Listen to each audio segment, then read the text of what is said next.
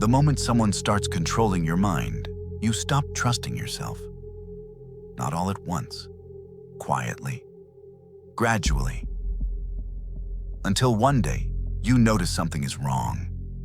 You second-guess your memory. You hesitate before simple decisions. You feel guilty for normal reactions. You keep checking with them before trusting your own judgment. That is not random. That is the system working. Most people think mind control looks dramatic. They are wrong. It usually looks calm, helpful, reasonable.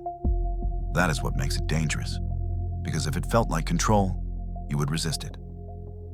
So before we go further, tell me in the comments, where did you first feel your reality getting twisted?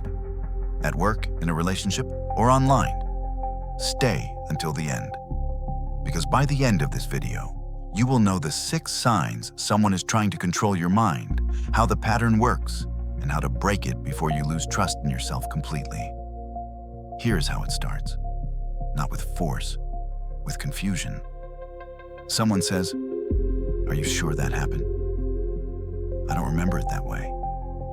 You're probably just tired. You brush it off, but the seed is planted. Maybe you are remembering it wrong. Maybe you are overreacting. Maybe your instincts cannot be trusted. That is the opening. At work, this happens all the time.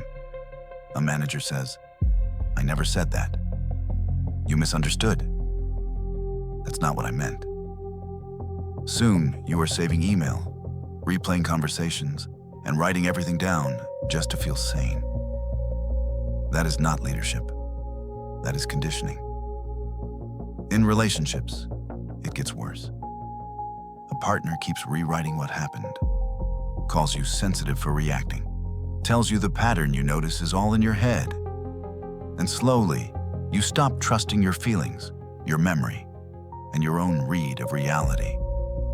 That is not love. That is psychological control. Marcus Aurelius warned against giving away your judgment. That is how control becomes invisible. Here are the 6 signs someone is controlling your mind. Sign 1. They make you doubt your memory. That's not what happened. You're remembering it wrong. I never said that. They deny with confidence until your memory feels weaker than their tone. Sign 2. They isolate you from outside perspective. They're toxic. They don't get you like I do. They're turning you against me. Why? Because other people might confirm what you are seeing, and that would break the spell. Sign 3. They make your reaction the problem. You bring up something real. They ignore what they did and say, "You're too sensitive. You're overreacting. You're dramatic." Now the issue is no longer their behavior. It is your emotion. That is how they train you to silence yourself. Sign 4. They position themselves as your only source of truth. Everyone else lies to you. I'm the only honest one. You can't trust anyone but me. That is not protection. That is dependency. Sign 5. They use guilt to control your choices. You make one decision without them, and suddenly you are selfish. After everything I've done for you, if you really cared, you wouldn't do that. That guilt is not natural. It is manufactured. Sign 6. They make you explain yourself constantly. Normal choices start feeling like hearings. Why did you do that? Why didn't you ask me first? Explain what you were thinking. That is not curiosity. That is supervision. And when all of this works together, something dangerous happens. You stop thinking for yourself. You start thinking through them. If you have ever felt like you were going crazy while the other person stayed calm, subscribe, because what I'm about to show you will help you break the control and rebuild trust in your own mind. Here is how to break the pattern. First, document reality. Save messages. Keep notes. Write down what was said and when. not to convince them, to reconnect with yourself. Second, reconnect with outside perspective. The people they pushed you away from may be the very people who can help you see clearly again. Isolation protects control. Perspective breaks it. Third, trust your reactions again. Your emotions are not perfect, but they are information. If something feels off again and again, pay attention. Fourth, make small decisions without consulting them. Start simple. What to eat, where to go, who to call, what to say yes to. Watch how they react. Controllers often reveal themselves fastest when they lose influence over small things. Fifth, stop treating guilt like truth. Guilt can be manipulated. Someone making you feel bad does not mean you did something wrong. It may mean they are losing control. Sixth, get an outside professional perspective. A therapist, a counselor, someone outside the system. Because when you live inside confusion long enough, confusion starts to feel normal.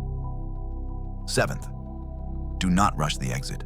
Build support, secure independence, get clear, then move.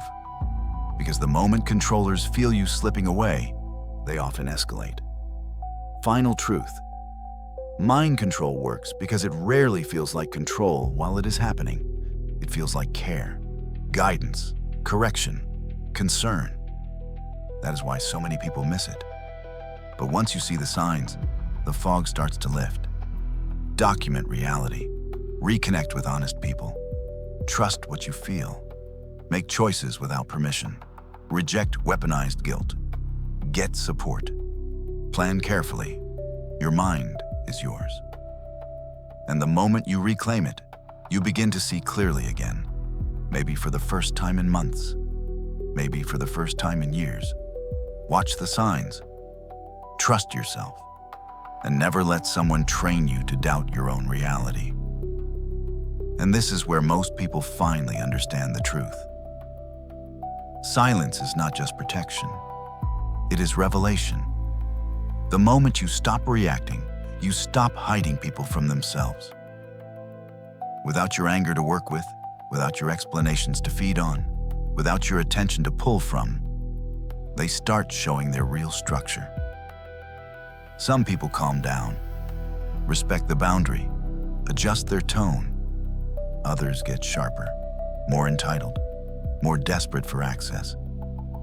That difference tells you everything, because healthy people respect distance. Manipulative people punish it. So stop asking, why are they acting like this? Ask a better question. What disappeared the moment I stopped reacting? Usually the answer is simple. Their access, their leverage, their emotional supply. And once you see that clearly, silence stops feeling awkward. It starts feeling like truth. Because now you are not guessing. You are watching. Not what they say. What they become when control is removed. And that is the real power of going quiet. It does not just protect your peace. It exposes their nature.